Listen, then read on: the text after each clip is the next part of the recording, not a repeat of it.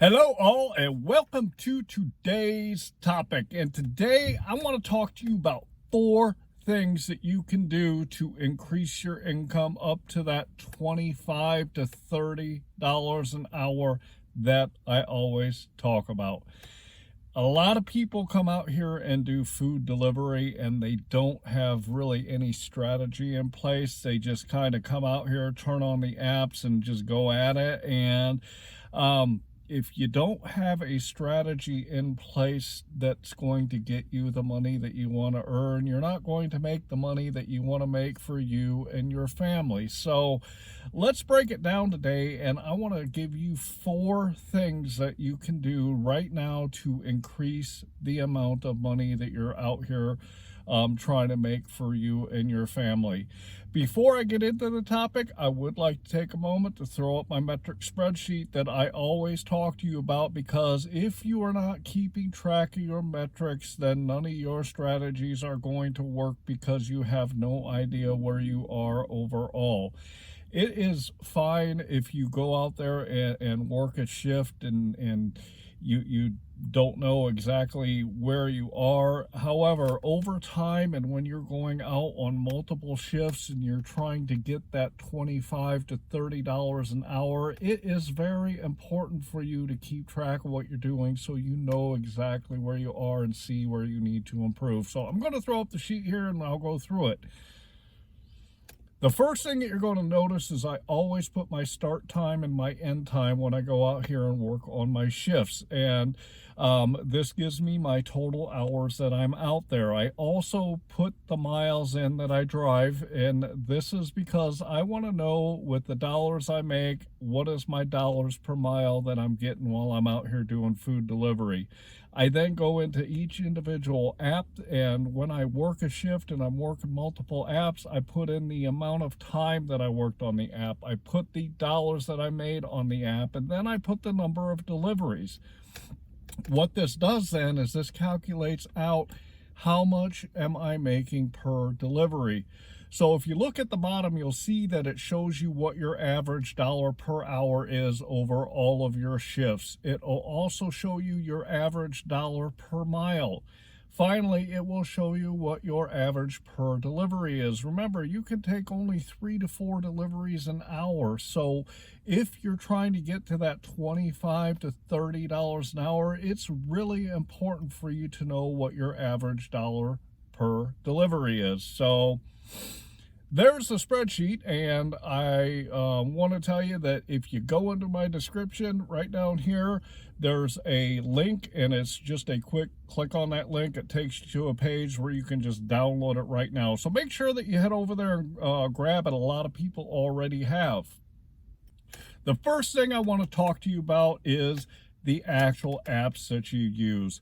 You have got to go out into your marketplace and you have got to test each app in the marketplace so you know where the good orders come from for those apps as you are out there working.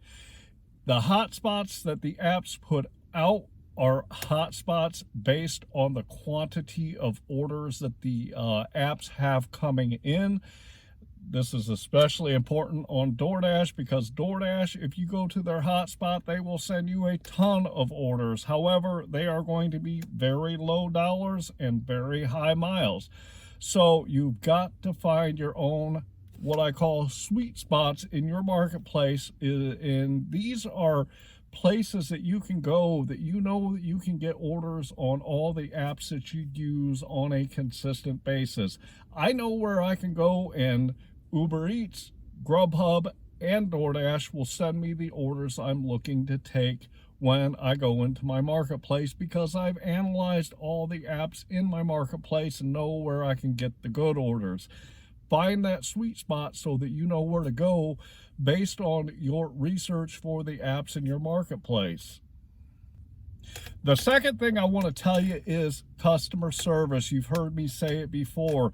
You have got to provide good customer service so the customers will tip you good tip amounts.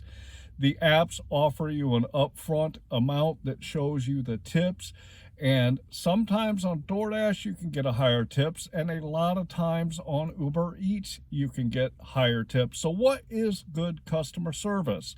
Good customer service is going from point A to point B as quickly as possible.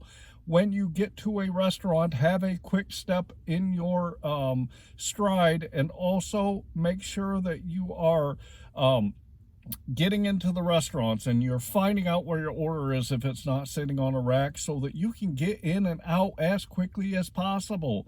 And then when you get on the road, you go straight from the restaurant to the customer. You also need to make sure that you communicate with the customer, and if they have left any notes in the apps when they place the order, you need to make sure that you're covering everything that they've asked you to do.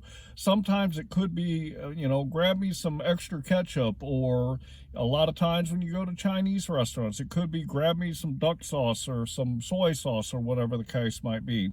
When you get to your drop-off, they could have left a note that said, leave it by the garage door and text me when you get here so I know my food is here. So make sure you're paying attention to those notes that the customers leave.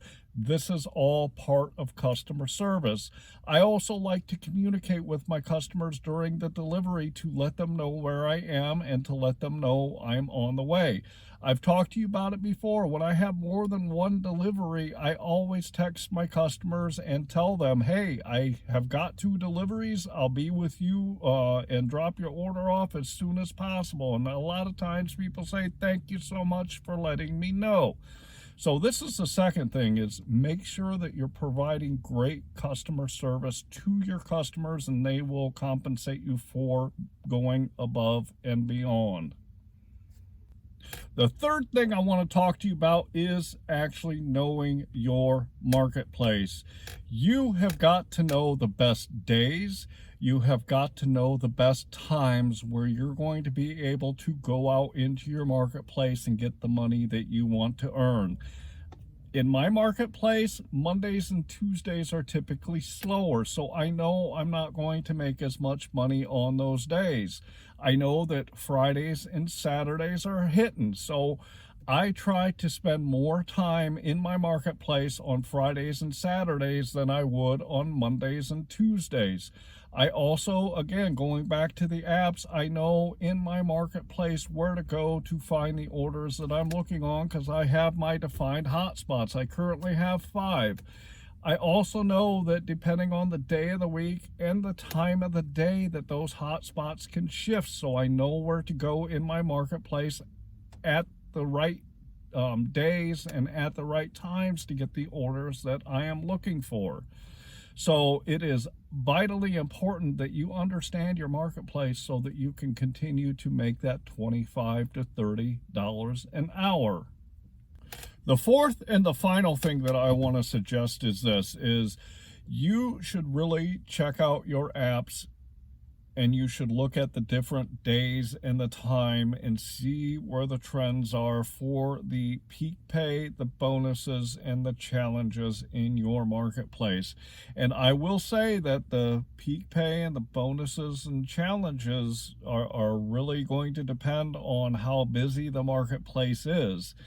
In Fort Wayne right now, which is where I normally work, the bonuses and the peak pays are not really existent right now on any of the apps because things have slowed down. However, when it gets a little bit cooler out, and like during the winter time when there's a lot of snow on the ground, that the apps are getting a lot of people wanting to order, so they increase those peak pays and those bonuses and those challenges so that they can try to meet the demand of the orders that are coming in. So really take a look at the apps and understand how they work in your marketplace with their peak pay, bonuses, and challenges, so you can be out there at the most optimal time as possible when you are doing your food delivery. So that is my final suggestion to you.